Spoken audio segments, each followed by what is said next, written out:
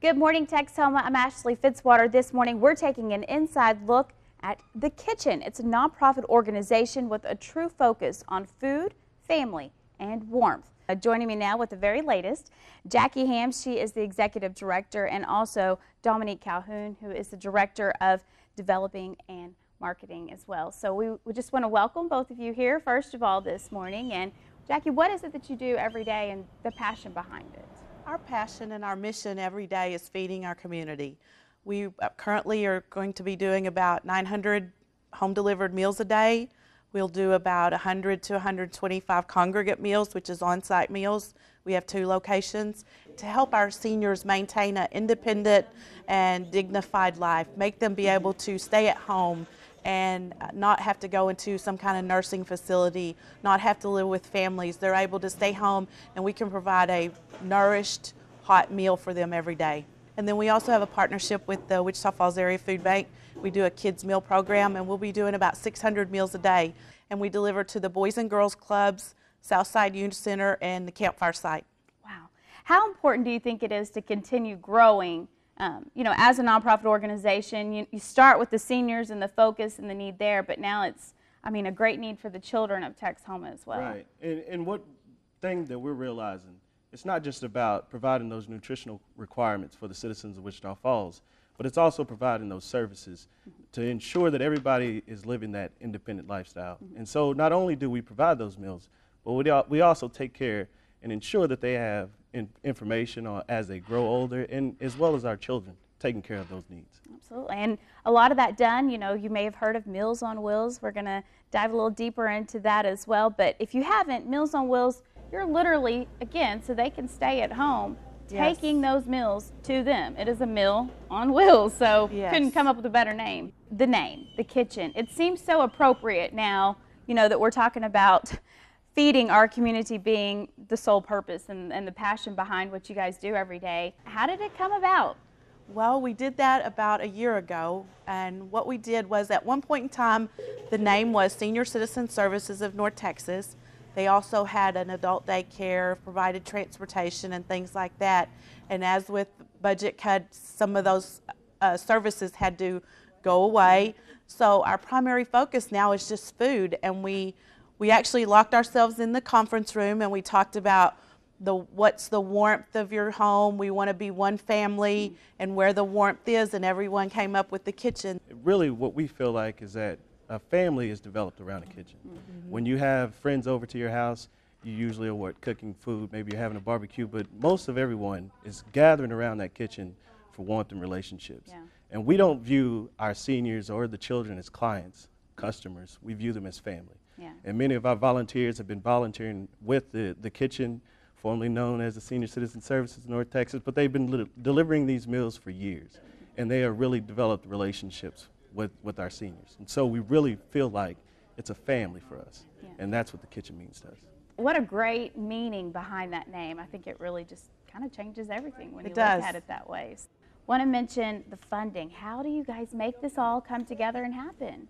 57% of our funding is from the government, but the rest of that percentage, the 43, we're asking foundations, we're asking people, we're asking some of the individuals that benefit from our services at times to help us out.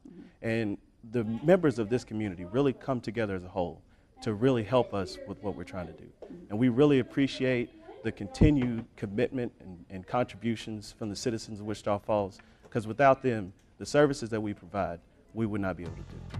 Absolutely. Stick around. We are not done talking about the kitchen and how it really services so many in Texoma.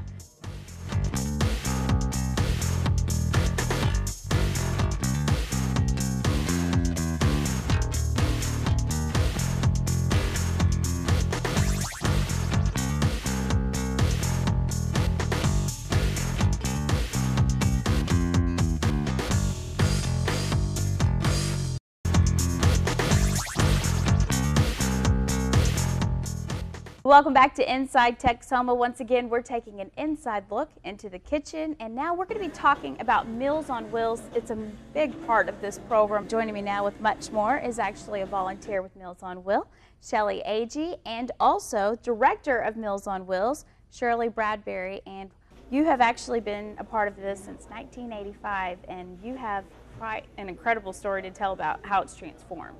Well, in the 80s when I started, we delivered about 80 meals at that time, and all of the route sheets were typed on a typewriter. Wow. We didn't have a computer. And now we serve anywhere between 650 to 750 meals a day, and it fluctuates quite a bit because we have people going to the doctors or people in the hospital or people in rehab, situations like that. That number blows my mind. I mean, 650 to 750 meals a day, that is a big number. We have approximately 50 routes. We have certain routes in certain areas, and so we map everything out for the volunteers. Sometimes we get it right, sometimes we don't. But the volunteers are really good about telling us and letting us know that we should put someone on a different route or reorganize the route that we've got them on. So we rely on the volunteers not only for the Meals on Wheels delivery, but to help us also. Now, this is a day. Monday through Friday, 10:30 to 1:30. And on November 1st, that number is going up. We're adding 150 clients to the Meals on Wheels home delivery. So November 1st, we'll be delivering around 900 home delivered meals a day, and our routes are going to increase probably 12 to 15 more routes. That means more volunteers, right, Shirley? Mm-hmm. How do you do it then? Does the computer system help now, you know, compared to writing it all out or typing it all in? Oh, yes. And I have 2 girls that help me also. But it takes all 3 of us in order to get the meals out every day. We have one girl that all she does is the cancellations that day. As far as putting someone on meals, I'm the one that normally does that. I will do an intake and then call them, let them know when we'll start them. Then I choose a route that I think they're suited for. And then when it goes into the computer, then we can print route sheets out. And that's done every morning at 9:30. During the process of fixing the route sheets, we also have what we call a kitchen sheet. It's marked in case there might be some special meals. We really don't go into special meals per se, but we do have what we call those that are diabetic that can't have the sweets. We cut the desserts and send fruit and its own juice of fresh fruit when we have it or can afford it. Then that way our kitchen, they know how many clients are on each route, and that's the way they prepare it. As far as putting somebody on meals, I go out and talk to every one of them. They're aware of when the meals are going to come and figure out which door to go to and if they have a dog and, you know, just, or if they're homebound. That's one thing, but we have several that are bedbound, and we have several that have arthritis so bad that they can't open the meals, so we have to have special directions. You know, please open their meal for them. You may have to get silverware out of the kitchen, you know, things like that. Is this ever maybe the only meal for them that day? Sure. It's probably the only meal for a lot of them.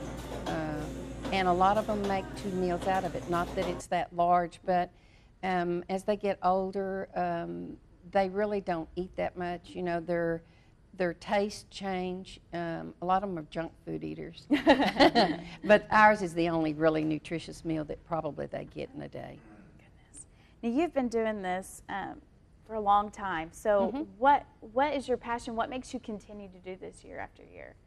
Well, when I started, I expected to be there 6 to 8 months and find me another job, but it became home. Yeah. And I guess the passion is, like someone says, you know, you're having a terrible day at work, and you think, I just want to get out of here. And then you think, okay, let me go do a Meals on Wheels route. It's humbling, it brings you down to earth, and you thank the good Lord for everything you have. Wow. It makes a difference. Shelley, I mean, can you back that up? Why do you do this? I know every Friday you volunteer, correct? Yes, ma'am. Me and my partner Corey and I'll talk to him in a little bit. We do it every Friday, and she's right, it is very humbling. The kitchen is great on leaving notes, and so we'll go to the door and walk in, and the person is just so grateful for that meal. And they're right. I mean, sometimes if someone isn't home and we have an extra meal, then we'll bring it to the next person, and they're so thankful for that meal. So you know that may be the only one that they get. So it is very humbling and very rewarding. How long have you been doing this? I've been doing this probably about 6 months now. You know, we've got it down to a system. It takes about 45 minutes, not long at all. We deliver to about 15 to 16 people. Wow. But, you know, I wish that sometimes that there were more on that, because they look forward to you coming. Sometimes you're the only person they even see that day. Corey drives and he delivers the meal, and I navigate and hand it to him. So it doesn't take long at all for such a rewarding job. That's really not a long time. No. And obviously, I mean, as you heard from Shirley, maybe their only meal for the day. So, wow, you know, what a great thing that you're doing to help so many people. What made you think, I'd like to start volunteering? You know, I see the kitchen around a lot through town with a lot of what we do. We network a lot, and you know, you just hear, you know, the word spread about the kitchen and all the great people that are out there that need the help. And it's just something that, again, I know I keep saying it, but it's so true. It does not take a lot of time just to do something that's so great. Were you hesitant at all at first? Obviously, it seems like it's something you enjoy even and look forward to. Absolutely. I mean, of course, everyone thinks time, you know, that's going to be a big time restraint, but it's not. You know, it's sometimes you look forward to that time. Okay, it's time to go to the kitchen and go deliver meals. And so it's just something that's very rewarding that you don't think twice about it. What about the people that you meet? I mean, have you developed a relationship with them, those individuals? Because you see the same people every Friday. Correct.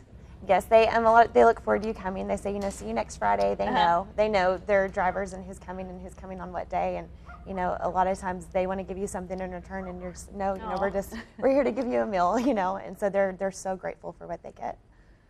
What would you like to say to maybe others out there? And I know we're going to hear from the volunteer coordinator and really the need that's there, but you know, you do this every Friday, and there's Monday through Friday. I know they're looking for people, so it doesn't have to be on Fridays, but that's a good day for you. But what if there's others out there? Any word for them?